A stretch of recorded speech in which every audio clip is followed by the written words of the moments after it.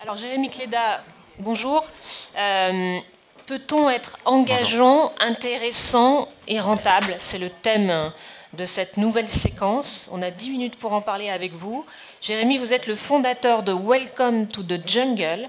Alors c'est Welcome to the Jungle, c'est à la fois un média sur le travail qui a été créé en 2015 et qui ambitionne d'apporter du contenu pertinent et de l'information pour ceux qui veulent mieux comprendre le monde du travail et qui cherchent le job qui leur est le plus approprié, celui qui leur correspond le mieux. Et alors, adossé à ce média, vous avez un volet petites annonces. Donc, c'est le business model de Welcome to the Jungle. Les entreprises payent pour avoir leur profil sur la plateforme. Et puis, elles payent aussi les petites annonces d'emploi. Je vous propose de regarder peut-être rapidement une vidéo de présentation de Welcome to the Jungle. Salut Bertrand. Salut Baptiste, ça va? Ça va et toi? Bah super.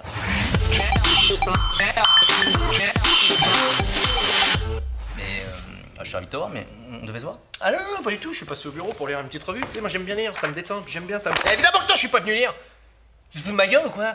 Welcome to the Jungle, t'as recruté tout Paris là. Bérangère Krief, Joe Star, Sébastien Toen.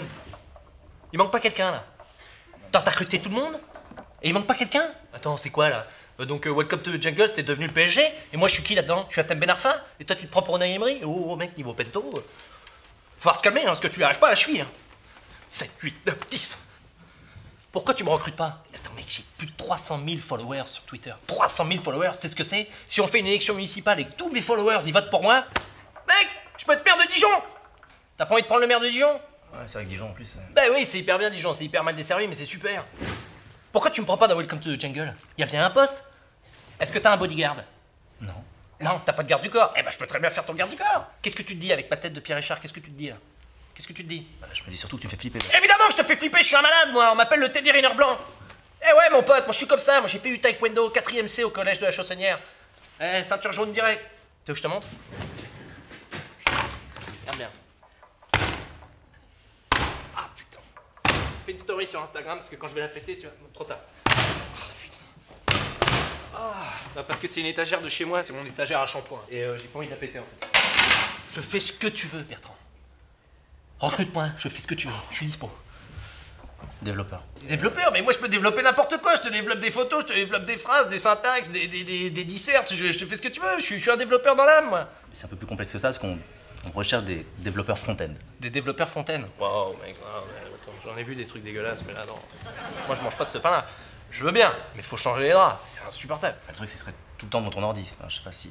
Mais je suis tout le temps devant mon ordi il est là. Oh merde. J'ai laissé dans le Uberpool. Je suis tout le temps devant mon ordi. Tu sais comment on m'appelle moi? Le Steve Jobs blanc. Mais Steve Jobs, il est pas noir. Steve Jobs, il est pas noir. Et Siri, c'est une femme. Bertrand. Action. Je suis pieds nus, c'est pas grave. Attends, c'est... Oh.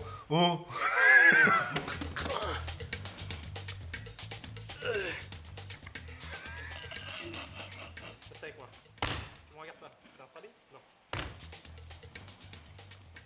Faut penser à la sécurité, c'est hyper important. Oh merde. Bon voilà, j'étais pas prêt. Ça peut venir de n'importe où. Alors Jérémy, créer une plateforme comme celle-ci sur une thématique sur le travail, c'était assez osé. Comment vous êtes allé sur ce terrain-là? Oui, alors la vidéo que vous avez vue, c'est pas vraiment une présentation, mais c'est plutôt une série que fait Bertrand, mon associé, que vous avez vu, celui qui a le rire un peu bizarre à la fin.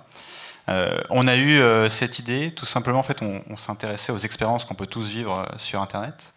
Et on trouvait que l'expérience à la fois la plus capitale et la plus dramatique qu'on pouvait vivre, c'était celle de chercher un job. Tout le monde disait que c'était extrêmement important pour tous, mais que c'était la pire expérience possible. Et non pas forcément par l'expérience purement de la plateforme qu'on peut utiliser, mais aussi par le manque de contenu qu'on avait et qu'aujourd'hui, chercher un boulot, en tout cas trouver l'entreprise qui nous correspond, c'est pas uniquement un intitulé de poste et un descriptif qui est d'ailleurs tout le temps le même, mais c'est surtout un environnement de travail, un contexte, des gens avec qui on va bosser, des gens pour qui on va bosser. Et c'est ça qu'on a essayé de créer, beaucoup de contenu, pour que les gens puissent vraiment se dire, bah voilà, c'est l'environnement qui correspond à mes aspirations professionnelles. La plateforme marche très bien auprès des jeunes. Comment vous avez bâti ce succès finalement? Vous avez fait beaucoup d'études, beaucoup de sondages, vous avez rencontré beaucoup de gens, concrètement? Moi, je pense qu'on a rencontré beaucoup de gens. C'était ça aussi l'intérêt. Moi, ce qui m'avait frappé en fait dans le monde de l'emploi, c'était que souvent, on ne se posait jamais la question de ce qu'attendaient les gens, et en particulier nous, une tranche qu'on vise principalement, qui sont les 20-35 ans, quand ils s'intéressent à un boulot. En réalité, la plupart du temps, on ne comprend pas le poste, on ne comprend pas ce qu'il y a dedans, et on comprend encore moins le monde de l'entreprise. Donc on s'est dit, nous, on a interviewé des centaines de personnes pour savoir quelles étaient les informations qu'ils aimeraient avoir. Et donc concrètement, c'est ce que vous retrouvez sur le site aujourd'hui. Une entreprise avec qui on travaille, elle va mettre en avant ses bureaux, ses collaborateurs, l'âge moyen, la parité homme-femme, enfin des infos qui, nous semblent aujourd'hui indispensables pour faire un choix un peu éclairé. Alors la plateforme, elle a été créée en 2015. Elle est rentable aujourd'hui ? En partie, parce qu'en fait, aujourd'hui, on investit aussi dans le développement européen, parce que pour l'instant, on n'était que français. Et c'est vrai que nous, on a un modèle particulier. C'est quoi cet investissement européen ? Oui, en fait, aujourd'hui, on ouvre Welcome to the Jungle dans d'autres pays en Europe et bientôt en Espagne. Donc c'est quelque chose qui nous coûte un peu d'argent. Et c'est vrai que nous, on a un modèle en fait atypique. La difficulté, c'est de mêler médias et qualité éditoriale avec une partie business. Et en fait, nous, les entreprises, elles payent pour être sur la plateforme, elles payent pour le contenu qu'on produit pour leur profil et pour diffuser des annonces. Et on a toute une partie éditoriale qui est indépendante et qui permet déjà d'assurer la qualité du média. Et je pense que c'est ce qui fait aussi que les gens ils viennent régulièrement et se disent qu'il y a comme une partie tierce qui leur assure une vraie qualité de recherche et qui nous permet de grandir, parce qu'aujourd'hui, on travaille avec 1500 entreprises sur ce sujet. Comment on garantit l'indépendance de cette rédaction ? Il y a combien de personnes déjà sur la partie éditoriale ? Alors nous, on est 80 personnes et on a à peu près la moitié de l'équipe qui est sur la partie contenu. Donc ça commence à faire beaucoup pour une société comme la nôtre. Et d'une manière assez simple, en fait, nous, je pense que les clients viennent chercher quelque chose de précis chez nous et on leur fait comprendre en fait que leur intérêt est principalement en fait que le site se développe et que l'audience vienne pour la qualité des contenus qu'on réalise nous, et que derrière en fait il y a un transvasement vers les profits des entreprises, vers leurs offres, et tout ça c'est une manière naturelle. Et puis de toute façon, je pense qu'on est beaucoup à l'avoir expérimenté.